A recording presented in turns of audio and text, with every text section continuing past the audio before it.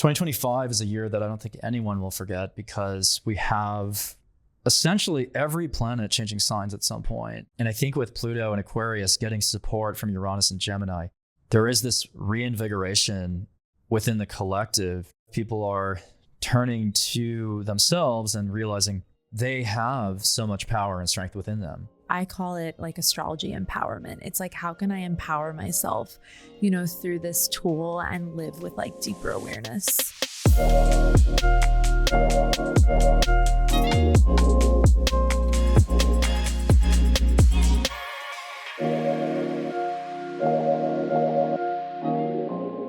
Evan, not only is it just such a huge deal for me to meet you, but thank you so much for coming on the show. This is an exciting day for me. Yeah, thank you for having me. I mean, I've been looking forward to this for a while, so. Yeah, absolute honor. So to begin, I want to just really, really dive in. Every time I see your posts on IG, I feel like they always come at these perfect synchronistic moments where I'm like, oh my God, I really needed to hear that. And I know I'm not the only one by looking at your comments. I feel like the way that you speak to astrology and just like these big sweeping transits, and you make it so personal for us, it gives context, especially when we're going through a moment. How do you feel like we can really utilize personal transits to live our life with intention or awareness? How do you personally use them? Where can we, let's begin there. How can we first really use them to make the most of our lives day to day? Yeah. I mean, I think about astrology as a blueprint for self-understanding and self-awareness. And while none of us can play God and control the outcome of the universe, we can still understand the ebb and flow of life. And I think about it like a surfer where you can, gain some sort of advantage by understanding like when the next wave is coming, you're trying to catch that wave. And so astrology similarly helps you understand when to, gain your footing and when to anticipate the next wave. And the wave still has some unpredictability to it, but at least if you know the timing of that, then, even if life throws you some curveballs there, you can still evolve and again, expand your understanding of your own soul's evolution. And I think with the internet now, we've had this for many decades, but I think one of the beauties of social media is that it is providing evidence for synchronicities in all of our lives, because up until the 90s, we didn't really have a way to tap into this type of collective mind or consciousness. And so whenever I post, it's pretty remarkable how I just end up walking this invisible bridge and just trust my intuition on what the core message needs to be for people, especially with particular signs. And most of the time I do find that the comments are consistently validating that experience. Even if somebody, let's say one Aries is having, a very unique experience and that differs from the other Aries, it's like they're still sort of, again, catching the same wave, and directionally it's still going in the same direction. And I just find that to be already so compelling. And I think we're at such a pivotal time in society where we're starting to experience that synchronicity together and those collective ups and downs. And so my hope is just that I am, casting a stone into the water, creating these ripple effects for other people to do something like what I'm doing or something even more. So. What is your take on the age of Aquarius? Do you feel that we are in it? There's always obviously tons of conversation, but as an astrologer, what is your take on the age of Aquarius? Yeah, so I do think it's almost like a contentious topic in the astrology space, and no one is going to give you the same answer as to when it actually begins literally. I think about it more intuitively as, this era that very much overlaps with the previous age. So I believe we've been in the age of Pisces since, about 0 AD and since the time of Christ. And the age of Aquarius, I think we've seen flashes of it starting in the 1960s. Actually, there was a massive stellium or sort of, successive set of conjunctions in Aquarius in the early 60s. And this was around the time of JFK's presidency. And I believe that his messaging was somewhat Aquarian, of, thinking about lifting up the collective and, maybe even exposing corruption, which I think is what he was partly trying to do. But in either case, Pluto's transit in Aquarius now oftentimes is mistaken for the age of Aquarius, but it's actually something that will probably be in closer to the 2100s fully. Mm-hmm. But that doesn't mean that we're not seeing a window into it now. Absolutely. So I would argue the internet is part of that. Again, this collective mind that's emerging, because up until now, we didn't have a singular experience emotionally. Like when something amazing or something tragic happens and it's broadcast to millions of people all at once, like that's there's a collective reaction that comes with that. Mm-hmm. So I do think we're going to start to experience the communal aspects of Aquarius. The activist notions are going to increase, but I think it would also be a little bit naive to believe that, tomorrow or next week, there's some sort of utopia that's just going to happen. Yeah. Right. Yes. What, Evan, is your origin story with astrology and metaphysics? Like, have you always been drawn to this in your life? Is this something more recent for you? Like, you have such a beautiful, centered, powerful expertise in this. It feels like you've been doing it for a trillion lifetimes, but what's the origin story for you this time around? Yeah, I think astrology found me more so than the other way around. When I was a kid, I would have a lot of vivid dreams where, I was on some other planet and I would describe my dreams, and most people were like, they'd say like, I just had a dream about like forgetting my laundry or something. Like for a lot of people, they would just say like, I typically dream about just everyday things. But for me, I realize now that I was probably astral traveling and visiting other planets that potentially I was living on in a previous incarnation. But the sky would always be a strange, hue of purple, and like there would be like these structures and monolithic structures on the planet. And I shut that off fairly quickly after about 7 or 8 because of the social conditioning of now, right? It's just, especially growing up in Minnesota, no hate to my hometown of Minneapolis, but the culture there is very like Scandinavian stoic, and it's either sort of humbly religious or not connected to any kind of spirituality or religion. So I grew up in a very atheistic family, all the way back to my grandparents. And everyone in my family is very scientific, very rational, although there are some musicians in my family, but generally like I was dissuaded from really giving any kind of credence to that experience. However, I think it was around 29, just around my Saturn return in New York. I used to just engage in the party lifestyle. Like a lot of people in New York, you just go out with your friends, have fun. And then there was one night where I got a concussion at a nightclub. And the nightclub is called Pyramid Club.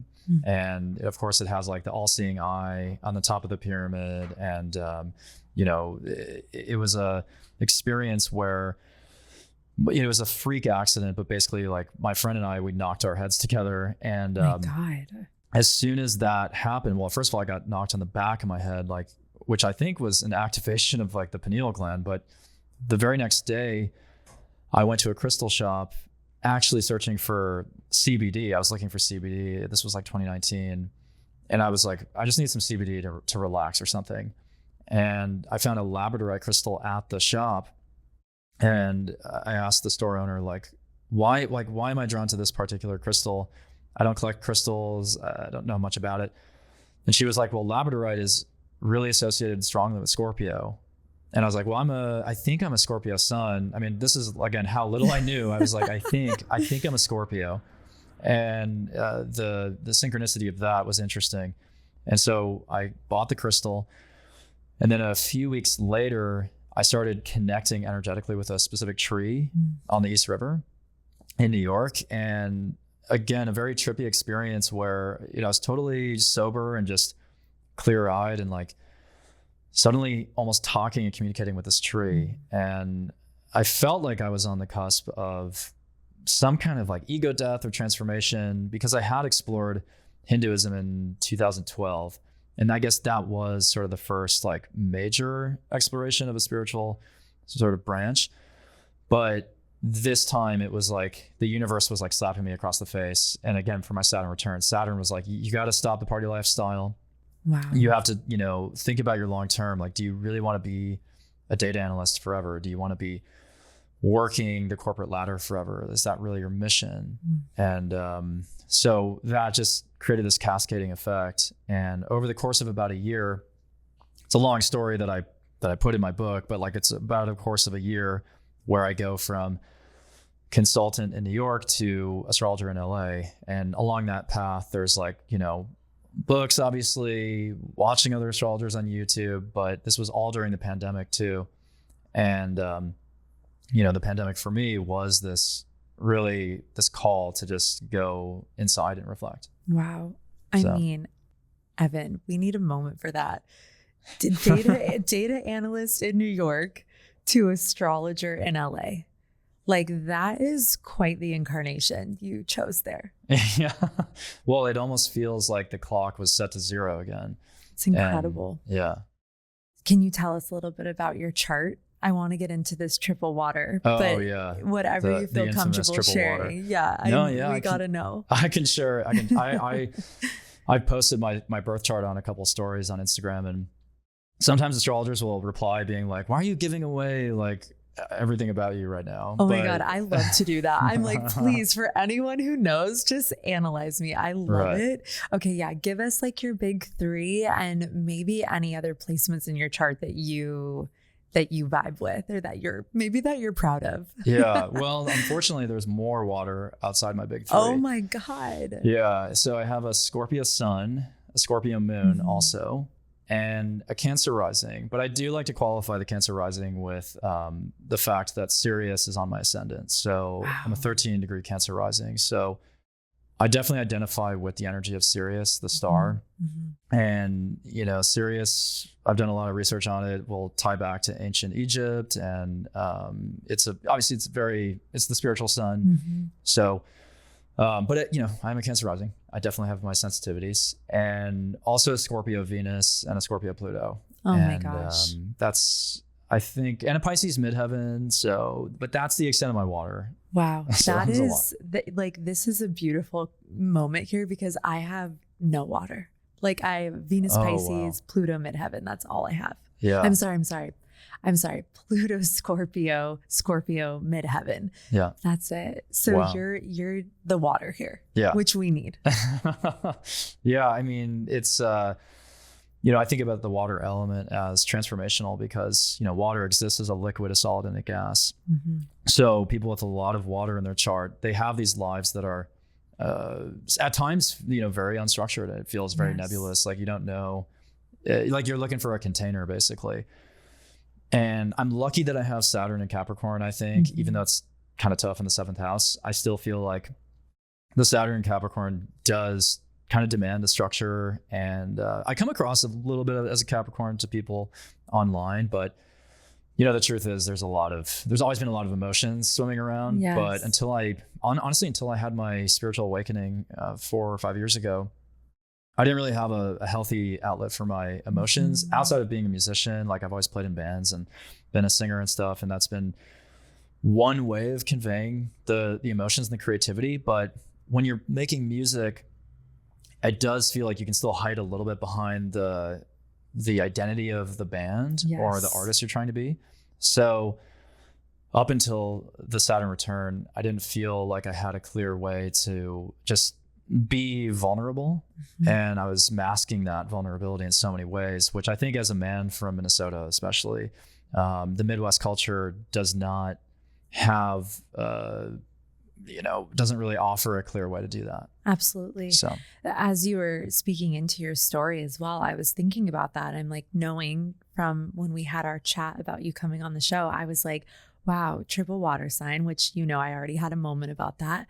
But then, hearing that you grew up in the Midwest, and it's powerful because for you to have made this pretty remarkable transformation into like who you are now.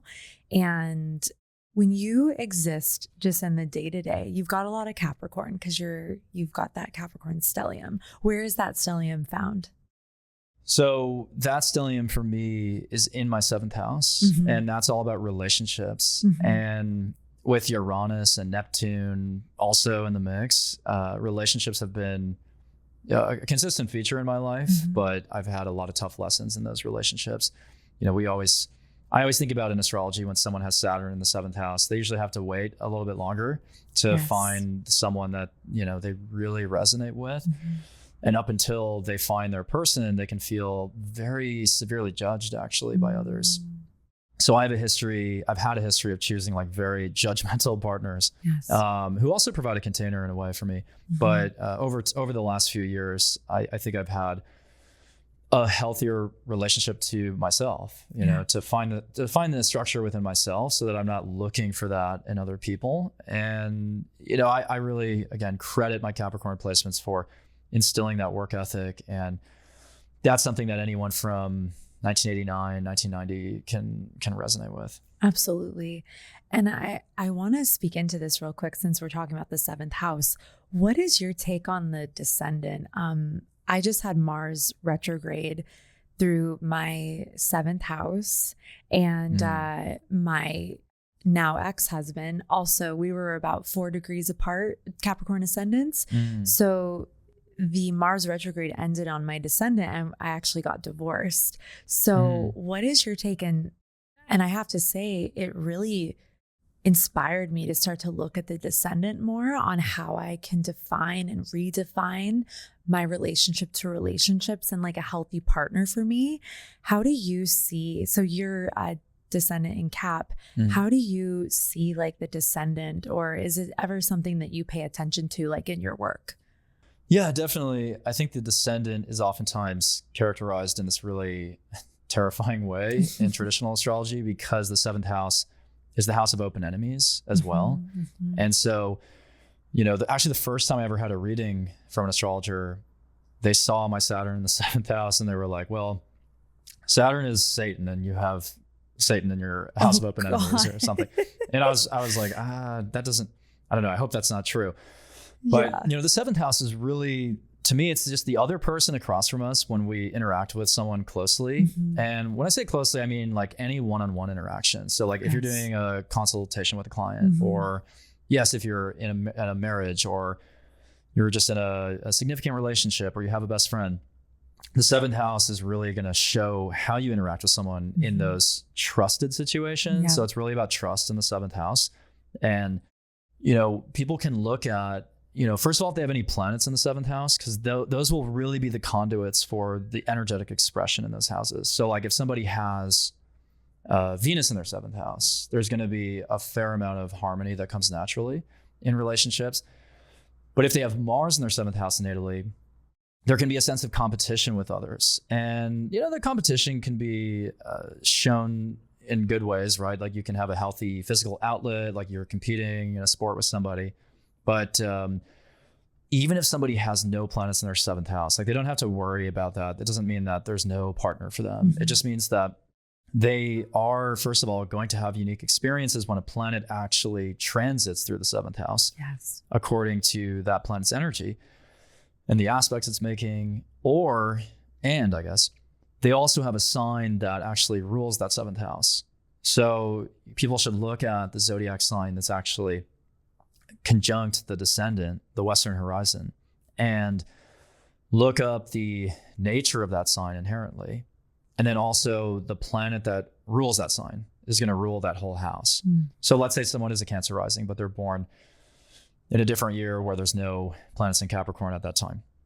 They're still going to have to look at Saturn. So I would argue that actually Cancer and Leo risings tend to wait the longest, you know, for their ideal partner because both of them have Saturn ruling their 7th house. So fascinating. And I think most of the Leo risings and Cancer risings can agree with me on that. That is so cool. So let's talk about some of the astrology of 2025. Like I said, and you know, I always tell my gals, I'm like, when I have a compliment or I have something to say, it's so from my soul because I'm I'm such a fan. Like, I'm having the best time right now. I'm just keeping my composure.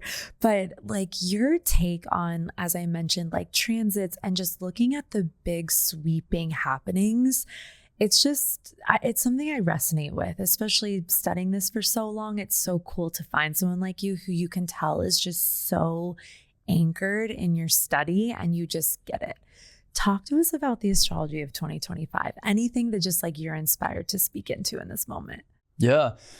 2025 is a year that I don't think anyone will forget because we have essentially every planet changing signs at some point, with the exception of Pluto, but Pluto recently went into Aquarius. So because Pluto moves at such a glacial pace, and has a almost 250-year orbit, it really takes time for Pluto's effects to be known.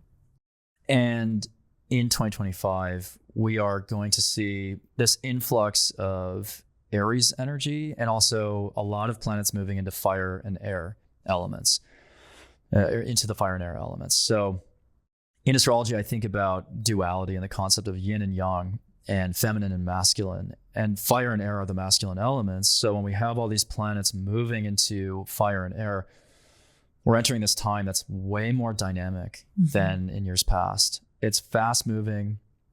It's, it feels like change is accelerating, and it's a great year for extroverts. It is a great year for anyone who wants to make a hard pivot in their life and change everything quickly. We have, for example, Uranus going into Gemini, and Uranus is the higher octave of Mercury.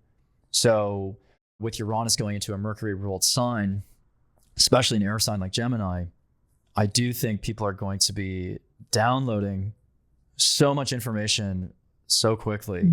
Like, let's say somebody did not use that time alone during the pandemic to go through any kind of awakening or ego death, and maybe they're even like, they know that something happened, but they can't articulate it yet. Uranus and Gemini is going to give people, I think, a clear, almost like a new language to speak about their evolutionary journey, or people are going to become fascinated by a whole new spiritual topic or just a new topic. And also, though, I think AI is going to continue to progress and displace jobs, and people are going to be wondering about, they're going to reassess like what their purpose is. If they feel like some of their work has been taken away from them, they're going to like either, you could see protests this year, activism, whether it's against AI, against tech companies, or if it's more in the political sphere with people wanting change there. I think we've reached a breaking point where both of the sort of polar opposites have reached such extremes that people who are kind of caught in the middle being like, well, what exactly are we trying to accomplish right now? Is it about one polar opposite versus the other, or is it about powerful versus people without power? And I think with Pluto and Aquarius getting support from Uranus and Gemini, getting support from Saturn and Neptune and Aries coming up, there is this reinvigoration within the collective to kind of empower ourselves first. So to not wait on the sidelines anymore for someone else to figure it out for us, for someone else to speak for us. Because how many times have we either voted for somebody or just allowed someone else to speak on our behalf? And how many times has that worked out? Very little, it feels like. So I think a lot of people are turning to themselves and realizing that they have so much power and strength within them. And I think that is kind of an Aries Aquarius mixture. So my message to people who watch my content is always like, hey, you have the tools, you have the gifts, you have the power, you have the intuition, and you do know in a lot of ways what's best.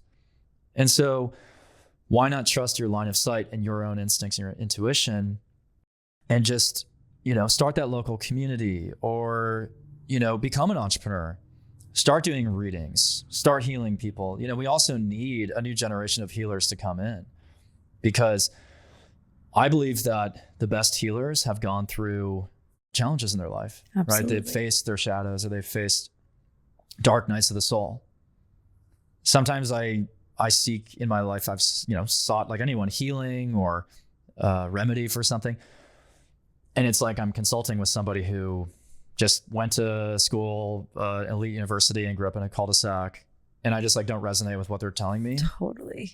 And they can't explain why I'm feeling a certain way or whatnot. So I think there's a need now in the collective for a little bit more energetic healing as well, because this sort of scientific, materialistic, atheistic, nihilistic framework that we've been brought up in, it has kind of like reached its end state. And it's like, we're not just mechanical beings. Like, we have soul level needs. And so however people want to think about it, I just think there's a core truth there, which is that, again, we all as a collective have these traumas to heal. And I think if someone is looking to kind of take action on this year and, basically like, what's the takeaway?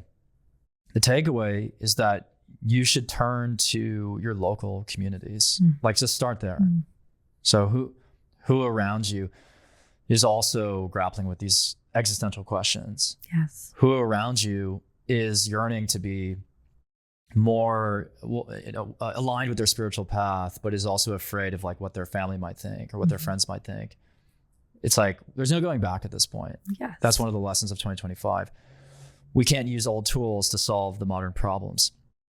And, there's groups of people who want to go back 70 years in the past. There's people who want to go back 1 year in the past. And it's like, none of that is going to bring us to the next era. And I love that. And I feel like what I'm hearing as well, and that's so beautiful, Evan. Thank you so much for that. And it's also like Uranus moving through Gemini, and Gemini having this community. I've got a stellium in my 3rd house. So it's like that community, getting back to just exchange between people and your immediate environment is really also what I'm just translating that in my head. Like, that's just such a beautiful way of seeing it. And obviously you're also someone who utilizes social media, this very Gemini Aquarian tool. What would you say social media is? Before I want to go to my next question, but like, what if you were to give social media a sign, what do you think its big 3 is? Yeah, I would say definitely air. Probably not Libra though.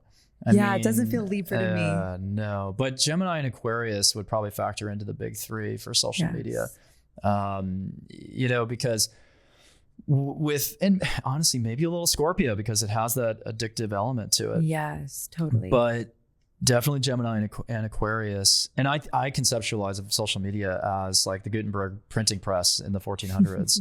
It's like, it's seen by the powerful as somewhat of a threat because, hundreds of years ago, when you start printing things and you improve literacy rates, the populace wakes up and they're like, wow, maybe I can have my own relationship to the truth. And it's not just filtered through the church.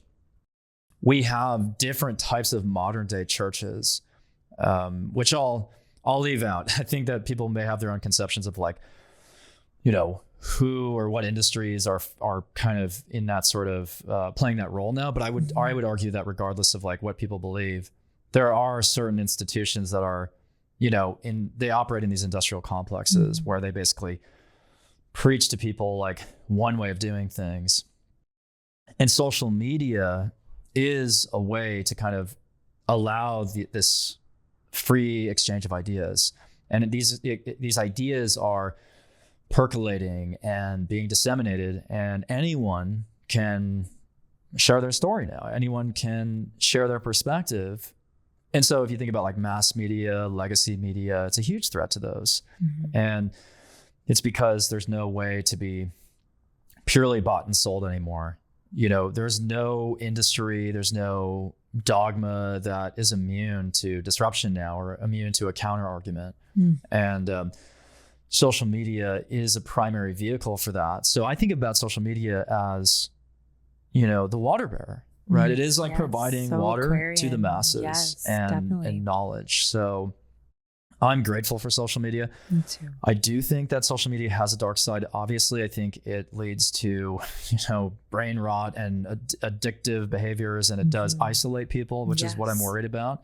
And I think as people become more isolated, it's reflected in, even our health. I think we need in-person socialization just to be healthy, because if we're not communicating symbiotically with a community, our body is not communicating with itself. Like there's just different as above, so below manifestations of that you'll see. And even in like political policies, you'll see, that play out, or you'll see it in, increasing depression rates. And it's something that I think we need to find the middle ground, where social media is a vehicle for, like-minded people to network.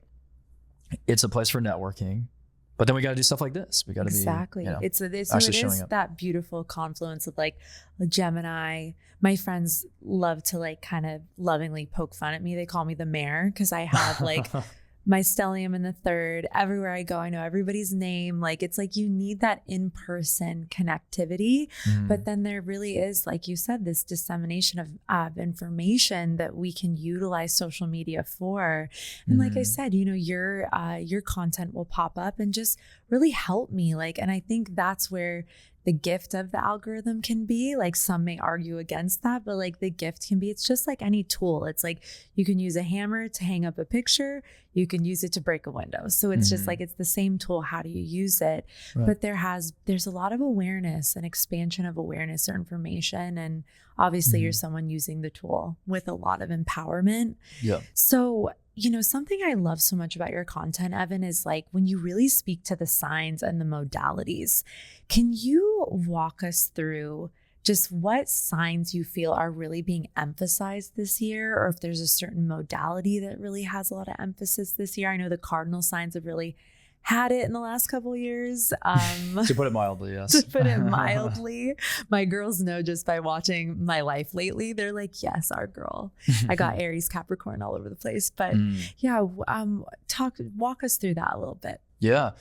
So I think for people who are looking to understand transits and understand predictions in astrology, it really does help to start with the modalities, actually, because the modalities, also known as the quadruplicities, are these fourfold manifestations in the zodiac of signs that exist in a similar area of a season, basically. So the cardinal signs are going to be marking the beginning of a season, the solstice and equinox points. The fixed signs are going to be occupying the middle part and the essence of a season. And then the mutable signs exist during that time when we're transitioning seasons. So I like to think about predictions oftentimes through the lens of modalities, because every sign in a certain modality is going to be receiving a really dynamic aspect from a planet when it's in that same modality. So essentially, when we look at 2025, we are seeing how the cardinal signs are getting out of and crawling out of that Pluto and Capricorn era. Also, recovering from the Mars retrograde in Cancer. As you explained earlier, it's feels like a double whammy. It feels like almost salt in the wound. Like, come on, guys, we just got out of Pluto in Capricorn. Like, do we really need a Mars retrograde now? But what I like for the cardinal signs this year is that Jupiter is going into Cancer, and Jupiter in Cancer should add some levity for the cardinal signs, being Libra, Capricorn, Cancer, and Aries. And Jupiter is exalted in Cancer, so Jupiter in Cancer should be adding some optimism for the cardinal signs. We also have to factor in, though, Saturn going into Aries briefly this year, but that's mostly going to influence the people with cardinal sign placements in the first few degrees of a cardinal sign. So like 0 to 2 degrees. For the most part, cardinal signs should be experiencing some relief this year. One of the best conjunctions of the year is the Jupiter-Venus conjunction on August 12th. And that's happening at 14 degrees of Cancer, actually conjunct Sirius, the spiritual sun. So people with placements around those middle degrees of the cardinal signs, August 12th is a great day for manifestation, especially because we're getting out of a Mercury retrograde around on that day. So cardinal signs generally can expect relief. Geminis are going to have a great year overall. I know a lot of Geminis have been struggling lately, but on balance, I still think Gemini risings especially are going to have the best year because they're getting Saturn out of their 10th house. And, for a lot of Geminis, they've felt pressured in their career, but pressure makes diamonds, right? So a lot of Geminis are really primed for these major accomplishments. And then they're going to get Jupiter in their house of personal wealth, which, can expand the wealth picture. It's never a guarantee, obviously, with astrology, or with transits, because there's another side of the equation, which is personal decisions. Yes, always. So something I'm trying to fight against through my content is this balance of surrendering to the energy, but also recognizing personal responsibility. Yes. Because a lot of times people will play astrology videos like they'll play a slot machine. Totally. And they'll just be waiting for their sign to be called, and they'll think, okay, if Jupiter is going into my second house, I'm going to automatically manifest more money. But it requires you to actually do the work and work on your self-image in the second house, your self-worth, really lean into the self-worth and try to heal any, sense of lower self-worth. And so you're ready. So you can receive. Exactly. Yeah, because no one can play God. I mean, I always try to, I always hesitate to predict, someone passing away or some crazy thing, because it's I still think people choose what type of experience they're going to have. And, even in my own life, when I'm looking at my transits, it's I know that there's a theme that's going to play out. Yes. But it depends on whether or not I actually decide to do the live astrology show, or whether or not I decide to just stay in bed all day. So I think when it comes to predictions, it's, again, recognizing the weather, but you have to decide, are you bringing an umbrella or not? So I would say Geminis, though, will have the best year. I think Cancers can also have a pretty solid year. And then, the fixed signs, Scorpio, Leo, Aquarius, and Taurus, are getting Uranus out of Taurus, which should help them experience greater stability, at least in those areas of their chart. And then the mutable signs, Gemini, Pisces, Sag, and Virgo, are, I think, experiencing some relief with Saturn leaving Pisces briefly, although it will retrograde back into Pisces. And then, the North and South node are in Virgo and Pisces this year and part of next year. So the mutable signs are going through some really faded transitions this year, but should be better for them than it has been, because Saturn and Pisces can really constrict people's frame of mind, and it can make them feel isolating almost. A lot of mutable signs have isolated from people lately. And they've been hermiting. So yes, gosh, I mean, and it's so fascinating. And for anyone who needs to rewind and go back and listen to that again, you have free will to do that. But it's also just so powerful. And I love what you're speaking into, Evan, because it's so important, the personal accountability piece, because I think it's so natural for all of us, just human beings. We want ease. We want things just to be dropped in our lap. But I think the gift of astrology is it gives us a tool. It gives us an awareness, but it is just like you're saying, it is truly what we do with it, as opposed to just waiting for the slot machine of just it's going to just give me something. But I always look at it, I call it astrology empowerment. It's how can I empower myself, through this tool and live with deeper awareness. Exactly.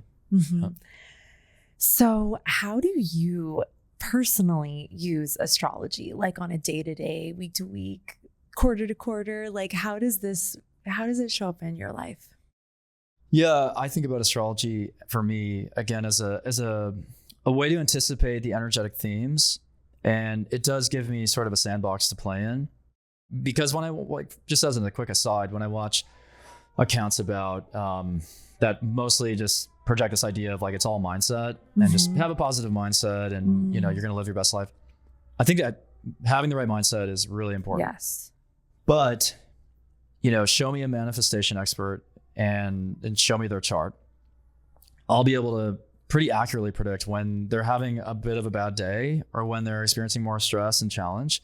And, their mindset, it's going to get more mileage on some days than others. And I think it's a combination of using astrology and a positive mindset, applying a positive mindset to the astrology. So, for example, I've seen based on Pluto cycles in my chart, that someone in my family was going to pass away. So I was able to anticipate something like that. I actually, there's this crazy story. Like 2 years ago, I actually was looking at my parents' chart, and I was like, you guys are probably, or you're both at risk of, getting into like breaking an arm or a leg in February of next year. Or they got to be really careful in February. And they don't believe in astrology, so they didn't listen. And like the exact week I predicted, they both ended up in the hospital with like arm and leg fracture. So no way.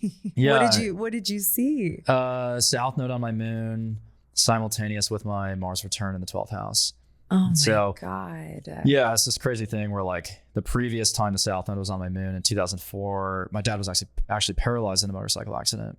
And so like, wow. And that was also featured during my Mars return. So sometimes you have these cycles all line up at the same time, a second time, or more than one time. But I guess my point with that is like, astrology can be really eerily predictive, but if I, not to rip my parents, I love my parents, but like if I were in their shoes, I would have been like, okay, the second week of February 2023, I should probably like, not run while I'm carrying laundry. Don't go skiing or something. Right. Yeah. Stay home that day. Exactly. And when I have clients, I tell them, you are a little bit more accident prone this day. So don't down caffeine before you hit the road. Like, there's ways to get around that or whatever it is. But in my life, I look at where the new and full moons are in my chart every time. So every 2 weeks, I'm checking in. I'm aware of like the macro transits that are playing out over the course of months or years. And in terms of manifestation with the astrology, I will, journal on the new moon, set my intentions. And I used to hike in Griffith Park in LA and on the new moon and, journal from the top of the mountain or whatever. But I've gotten out of that practice because I just like don't have as much time now. Totally. But I'm always making videos. I used to love doing stuff like that. I know you're always making videos. Yeah. I love that area. And I don't want to interrupt, but no. It's a beautiful practice to do. Yeah. I get it. Now you're making content for us. Right. I'm telling other people how to manifest more than manifesting myself. But, I do breath work every morning and I work through the chakras, the 7 chakras every day. So while I'm doing breath work, I go through this visualization process and I work my way from the root to the crown. And that helps me, really sharpen my intuition. I also don't drink alcohol. I mean, I've been sober for 5 years. Or no, that's not true. How many years? I lose track of the time. I've been sober for 3.5 years. Okay. Nice. So 3.5 years. And, sobriety for me has been really helpful for like just, being able to make videos every day and also having a clear mind, when I post, because I have a huge responsibility making content for people. And I think that if I was compromised in that way, I just can't imagine posting like a drunk reel. Like that sounds terrifying to me. Yeah, so I'm really glad that I don't do that. But when it comes to, manifestation, I really, I visualize myself in the situations I want to be in. And I really try to experience that and visualize that through the actual, the third eye and, feel the energy and vibration and frequency of that experience. And I have noticed a change over the years with that because I visualize very specific things. And, as I do that, people will start to either put me in those positions or they'll be like, are you an actor? And I'm like, no, I'm picturing myself in front of the camera a lot, I'm visualizing that or being on stage. So, so it is very much for me about, going through manifestation rituals, but it also, you have even more power when you're aware of the astrology. And I don't mean power in the sense of, again, not playing God, not trying to control the universe, but just knowing the direction that your soul was meant to go in at this time. Yes. So I want to actually speak into this real quick, but when someone is having a Saturn return versus a Jupiter return versus a Mars return, can you explain just sort of the unique differences of those? Because I think a lot of people are aware of the Saturn return. Please still speak into it, but also it's fascinating too. I just love to hear your take on the returns and so people can approach those with a bit more awareness because those don't always get talked about as much. Right. So it's funny because I had a comment yesterday from somebody online about there was someone who was mentioning that they were about to have a Venus return, and then another person replied saying, "Aren't returns bad?" And I immediately realized they probably were thinking about the Saturn return. So we hear about the Saturn return in popular culture. We have Casey Musgraves has a song about her Saturn return, and I think a couple other artists recently have done that. And the Saturn return, it is a once in 29 year or so reality check and a point of maturity though as well. So Saturn shows us sort of what our karma is and the consequences of our actions, but it also applies pressure to us. And I always tell people, like, Saturn returns are like resistance training. So you're lifting something heavy, but that is how you build muscle. Yes. So it is really, like in my case, the concussion for me at the nightclub was my Saturn return. What house? So that was Saturn. Seventh? Seventh house. Yeah. And interesting, you bumped heads with someone else. Right. Oh, right. Yeah. Yeah. Maybe it is the house of open enemies, right? So I'm like, we could go into a mystical, like, we could analyze that for a little bit. Oh yeah, for sure. It's I mean, really reset everything for me. And that's when I took more of a disciplined approach to my own life. And, there's other returns, like you said. So everyone goes through multiple planetary returns, right? So every planet technically, orbits around the sun for a certain amount of time, and then it returns, according to its orbital period. So like, let's say a Mars return, you'll have that every 2 years or so. Jupiter return every 12 years. And the return is the genesis of a new sort of experience relevant to that planet. So a Venus return could be, for example, the birth of a new conception of relationships in your life or values or money. A Mercury return could be a time where you're feeling very tapped into your mental faculties and like you're really curious to learn new things. A Mars return is a time where you could experience or have a new relationship to how you manage stress or how you assert yourself.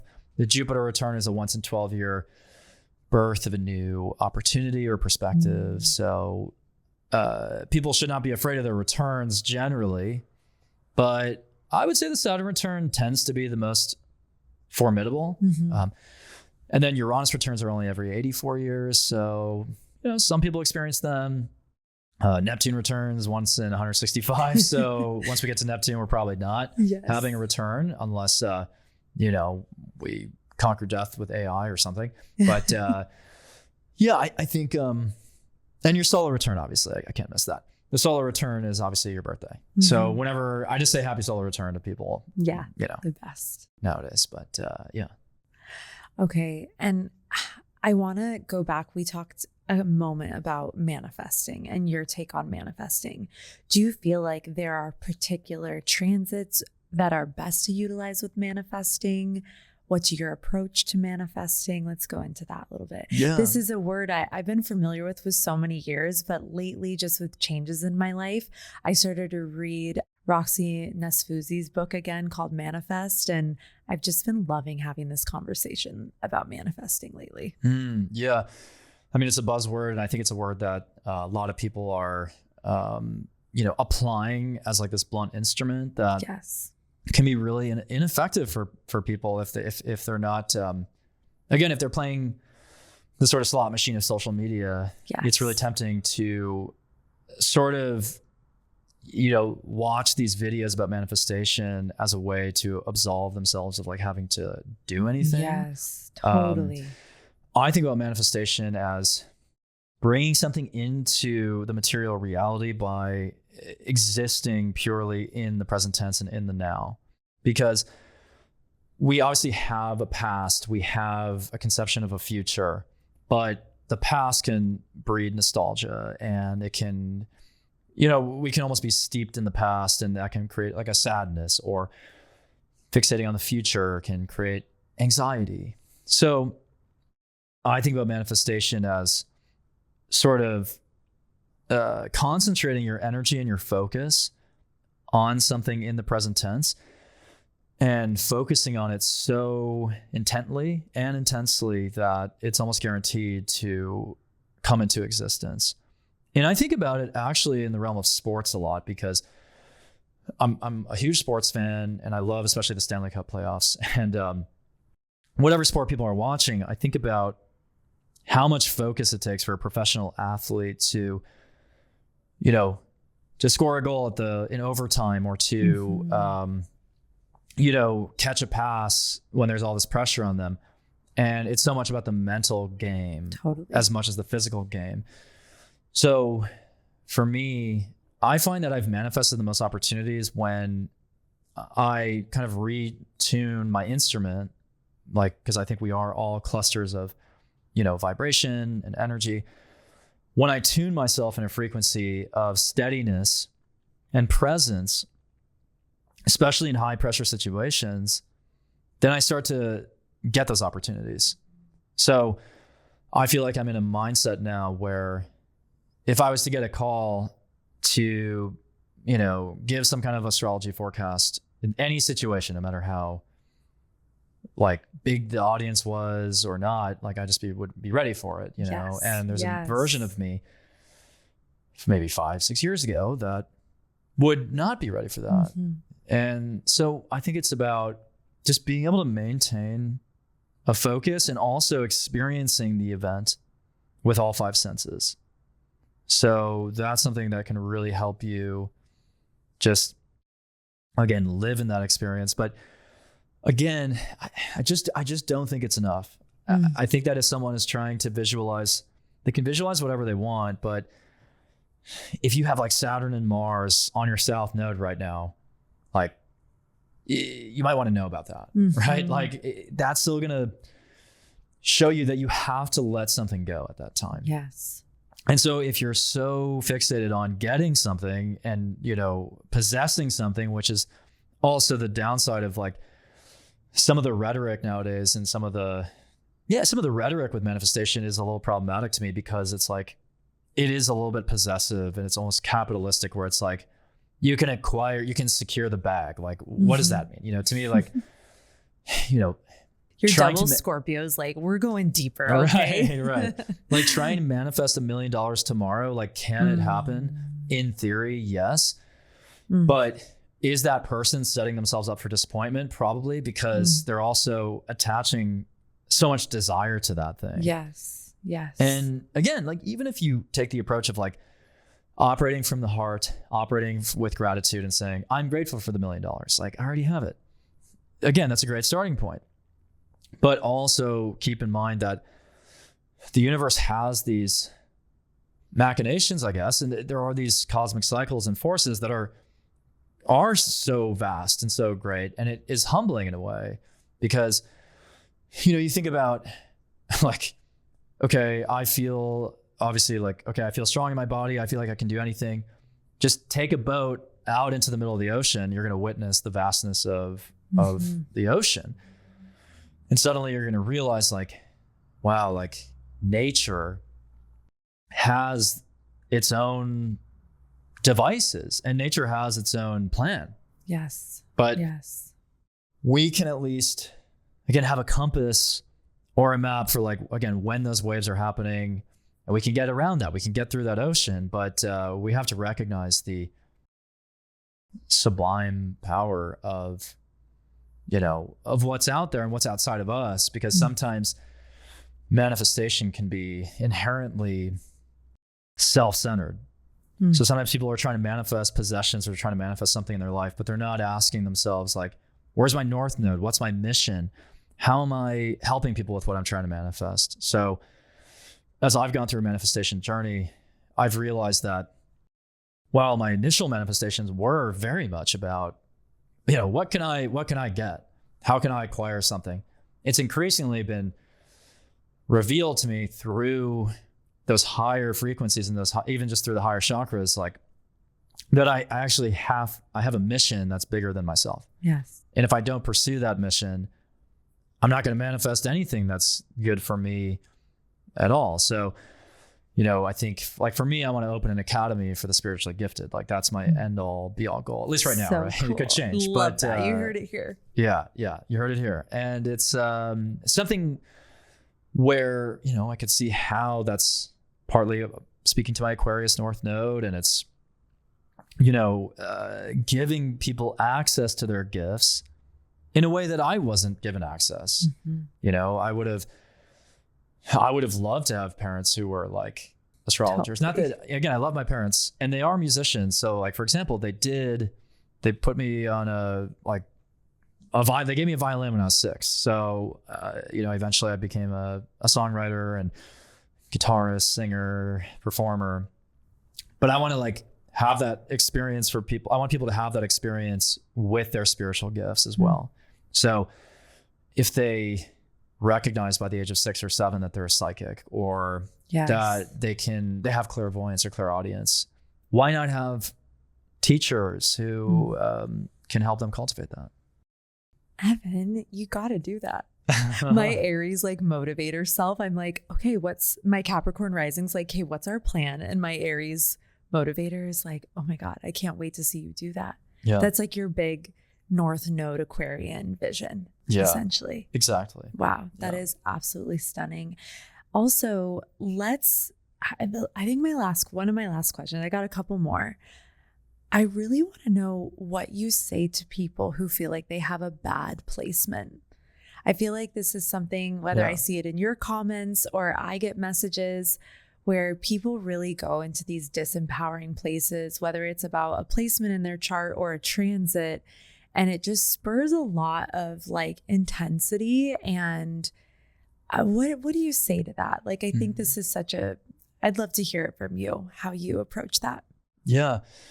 Well, I definitely don't think there's a bad or a good placement in astrology. I think astrology shows us that there's a middle path between two poles at all times. So I actually think the way to evolve, I think about astrology as an evolutionary tool. And so with, let's say, somebody who has a lot of Taurus in their chart, you could think about Taurus as, very stable and pleasant, and it is very grounded in reality. But how does a Taurus actually grow? They have to tap into the Scorpio energy on the opposite side. Yes. And they have to go into the depths, and they have to look at what's under the soil or what's in the soil. And like a Gemini is so clued in on the facts and information, but they need a higher perspective. And that's where Sagittarius, the opposite sign, comes in. So I think when somebody has, let's say, Saturn in a tough spot, you could also look at that as like, again, Saturn shows us where they have delays or limitations, but somebody with Saturn in a really dominant spot could also take a look at things realistically and be like, okay, Saturn is giving me the reality of the situation, and I don't have to like obfuscate or avoid what's really going on. I can just like look at my Saturn placement and rebalance that karma and then start to live the life I want. Or let's say somebody has Mars in a dominant position, but like in a tough sign.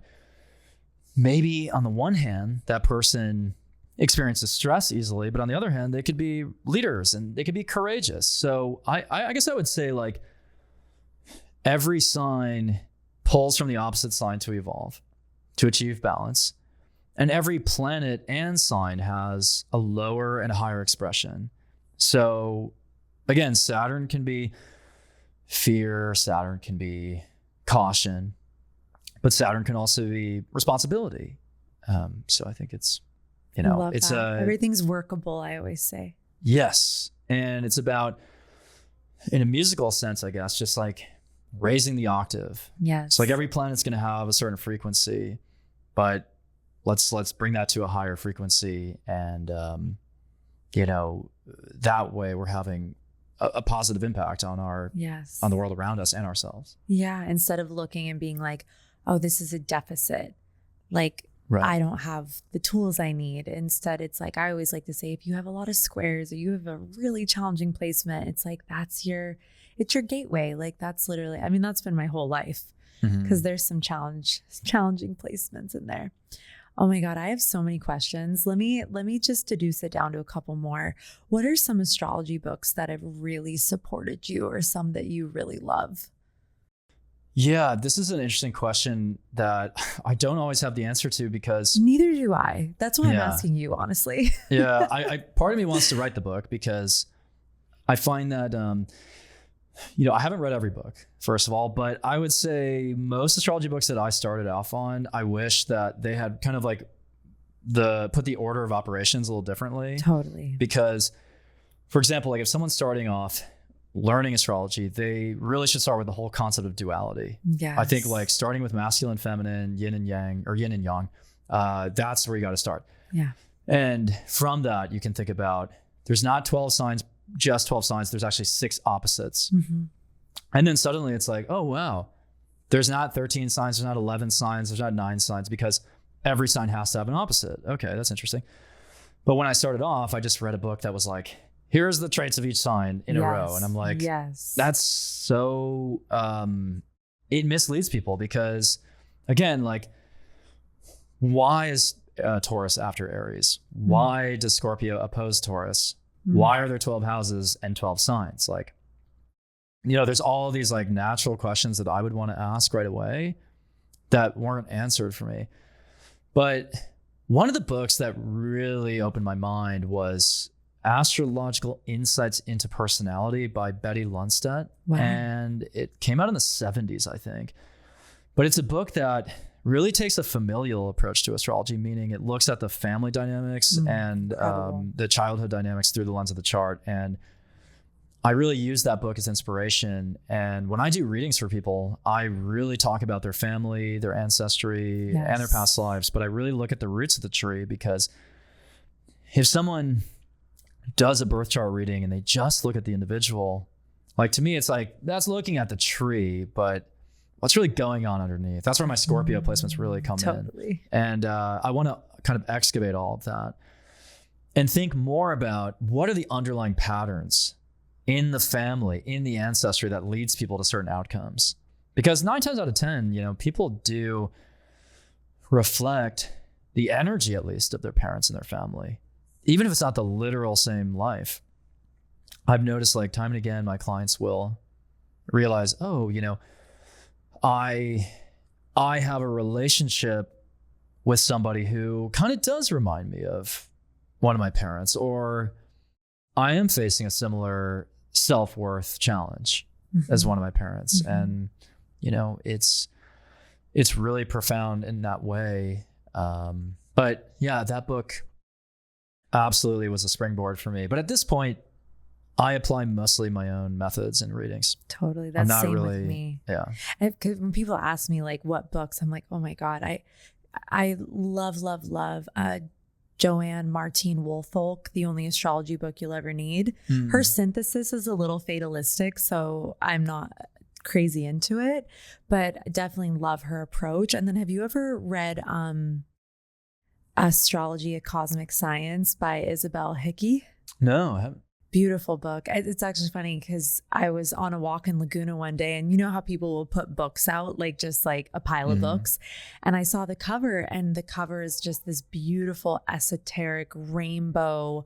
I was like, oh, that looks like my vibe. And then this book just happened to be so special. But yeah, I was curious to ask you, just because I feel like also oftentimes what I find with astrologers is we pick it up from so many places. It's never like, oh, we just studied one book. But that actually leads me to my last question. Do you feel like, well, this will be 2-part, because I know my girlies love past lives. So what are some past life indicators you look for in a chart, if you want to maybe just name like 2, 3? And then do you feel like, as an astrologer, that your body of wisdom has been cultivated over lifetimes? Yeah. Yes to all that. No. Yeah. The south node of the moon will tell me a lot about past lives. So will the 12th house. But when I look at the south node, I really pay attention to the planet that rules the sign it's in. Yes. So we call that the dispositor. So if somebody has the south node in Cancer, I look at where the moon is, and that's going to give me more detail. But I also look at all the aspects in the chart. Yeah.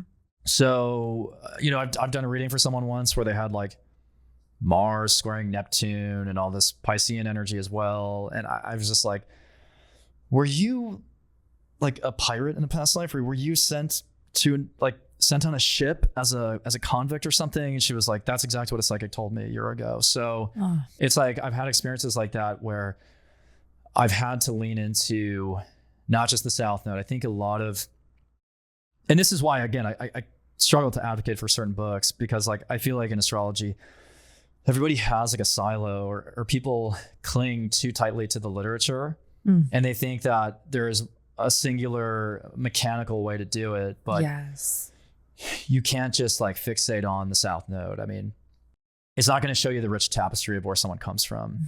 But something that's really fascinating, and speaking to my own past lives, is that over the past 6 months, I pretty much only get clients with a specific degree of the zodiac activated in their chart. Yeah. Wow. And I have Mars and Mercury on the same axis there. So what I've noticed is a lot of people coming in with like 9 degrees of Gemini or 9 degrees of Sag. And that's where we have 2 fixed stars in astrology called Antares and Aldebaran. And Antares is the heart of the Scorpion. Aldebaran is the eye of the bull in the actual constellations. And, you know, with those stars so active in my chart, you know, I really resonate with the energy of having been in the Crusades, actually, the religious wars, and having experienced all sides of like faith and religion. Wow. And now in this lifetime, I feel like I'm on a different crusade, obviously, but I do find that in my past lives, I've either been punished for what I've said, or I've had to kind of rebelliously convey a truth regardless of what the consequences are. And I feel like I'm rebelling and playing the role of a heretic again in this lifetime, because, you know, to my friends from Minnesota, like I have gone kind of crazy to them, you know, just being an astrologer now. My family and I don't see eye to eye on astrology. It is still a point of contention.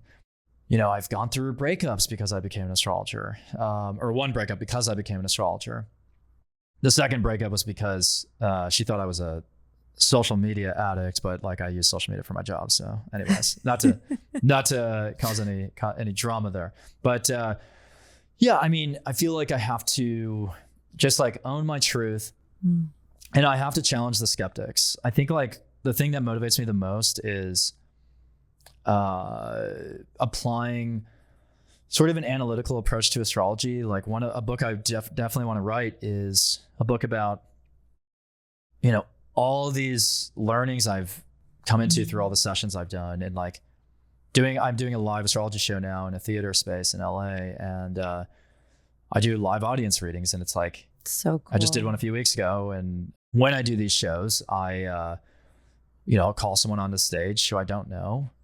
And I don't know the clients obviously want to do readings online either, but like, I really want to just prove to people like, hey, like this isn't a live forum. Like everyone's watching. And, you know, I did a reading where I was like, I just looked at the chart and I was like, you're a Reiki healer. And she's like, yeah, that's what I do. Wow. Boom. You know, so like, and I've had readings one-on-one where I think this person is a payments analyst, and they are, or they're a debt collector, and they are, or their grandma was adopted and she was. Like, I have all the receipts, you know? So I'm just like, I obviously, like, to a scientist, they're going to be like, well, we want to put you in a blind study, you know, to show all of this. But I'm like, I'm ready for that. Like, if any skeptic, you know, at a university who can scale up like an actual research study, like wants to do that, I'm game. I hope they're listening to this podcast right now and like they're ready to do it. Yeah. I don't think they'll be listening to this one, but no, it's so beautiful because you, as I mentioned, like you are so embodied in this. And I do have like a belief and perspective that that's something you build up, not just in this lifetime, but because even for you, I mean, this is 5 years in, it's just incredible. Yeah. Evan, where can everyone find you and connect with you? And I just can't, that you are a like transmitter of just powerful information. You're like an orator. Has anyone ever told you that? Not in those words, but I'll take it. Yeah, take it. It's incredible. I'm so grateful for your time today. Thank you, Natalia. I appreciate it. Yeah, such a gift. Where can my gals find you? Yeah, evannathanielgrim.com is going to basically house all my links. And then also I'm Evan Nathaniel Grim on all the socials. Yeah. So. And I want to just say to all my girls, like you guys manifested Evan on the show. So Evan, I can't thank you enough. This has been incredible. So thank you so much. Yes. Thank you.